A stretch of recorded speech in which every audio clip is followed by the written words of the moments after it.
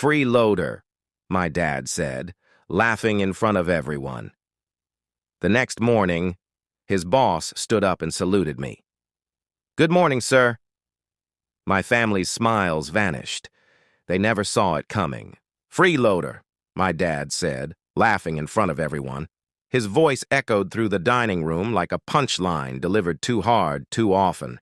A few people chuckled, his co-workers, his golf buddies. My aunt sipped her wine and smirked. "Still living in the basement, huh?" he added. "Hell of a retirement plan for a 26-year-old. "Must be nice," said my older brother Brett from across the table. "Waking up at noon, no bills, no deadlines, just vibes and Xbox.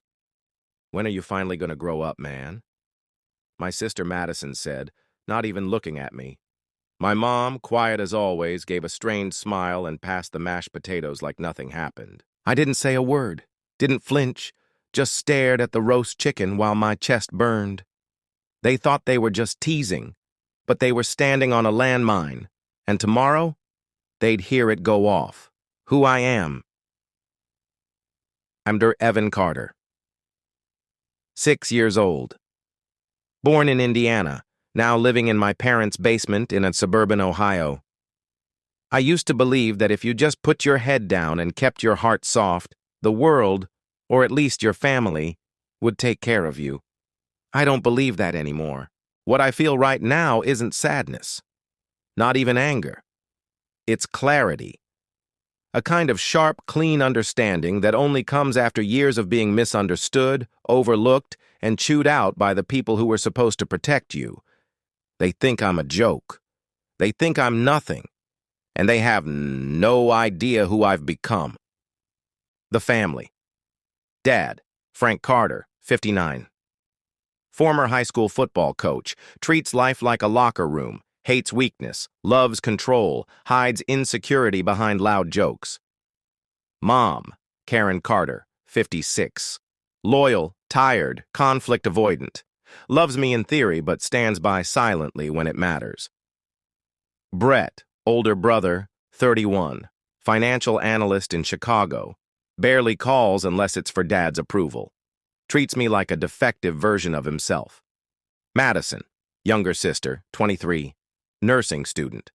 Married young, thinks I'm lazy and emotionally unstable because I talk about mental health. Last year, while I was in recovery for a mental health episode, I found out Dad had opened a joint credit account in my name. Said it was just to get a better interest rate. Turns out he maxed it out trying to save his business from crumbling. Golf simulator startup, total flop. Now I've got $42,000 in debt pinned to me and a credit score so low I can't rent an apartment. I confronted him. He told me to man up, said it was just family stuff. Brett said I was overreacting. Madison said I needed therapy. Nobody said, "No, sorry." They act like I just gave up. But they forget. I sold my car to help cover Brett's DUI lawyer when he nearly lost his job. I stayed home and missed grad school to help Mom through her back surgery. I bathed her, fed her, changed her meds. While they were at work or on vacation, I cleaned up after Dad's drinking binges, found him passed out in the driveway more than once, covered for him. I didn't complain. I didn't make a scene. I just stayed quiet and disappeared until now. The next morning, they were all in the living room again. Brunch with Dad's boss, Mr. Douglas. It was a little Sunday tradition they did once a month. Dad bragged about his tight-knit family. I came up from the basement in a blazer and clean shave. Calm, precise. Mr. Douglas stood up the second he saw me. "Good morning, sir," he said, smiling and shaking my hand. My dad blinked. "Wait, you two know each other?" I smiled. "I'm Evan Carter," I said.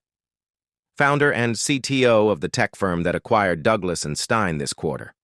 We finalized the paperwork Friday." You could hear a fork drop. Mr. Douglas chuckled, proud. "Hell of a mind on this one. Saved the entire division from layoffs."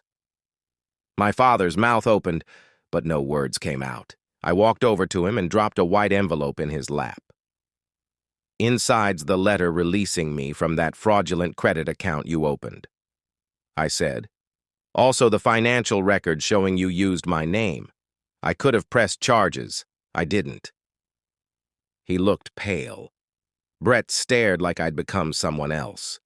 Madison's phone dropped from her hand. "What the hell is this?" Dad asked, voice shaking.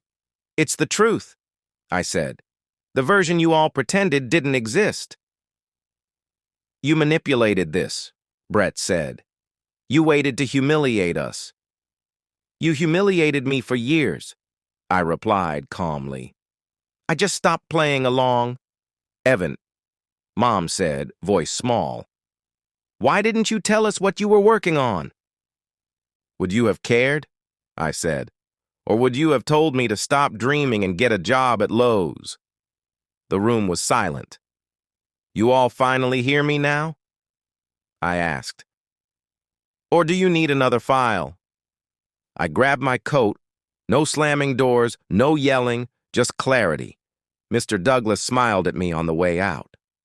"Let me know if you ever want a seat on the board," he said. As I reached the door, my mom called out, "Evan, wait." I paused. She looked at me, really looked at me. For the first time in years, "I'm sorry," she said. "For all of it. I should have been there." My throat tightened. I nodded. Not forgiveness. Not yet. But maybe one day. It's been 6 weeks. I signed a lease for a small loft in Columbus. It's quiet. I sleep better. Sometimes Mom texts. She started seeing a therapist. Brett hasn't called. Madison unfollowed me on Instagram. That's fine. Dad sent me a check, no note, for half the debt. I tore it in half and mailed it back. I don't need repayment. I need peace. And I'm building it, slowly, one quiet morning at a time. Forgiveness? Maybe later. But today, I'm finally free.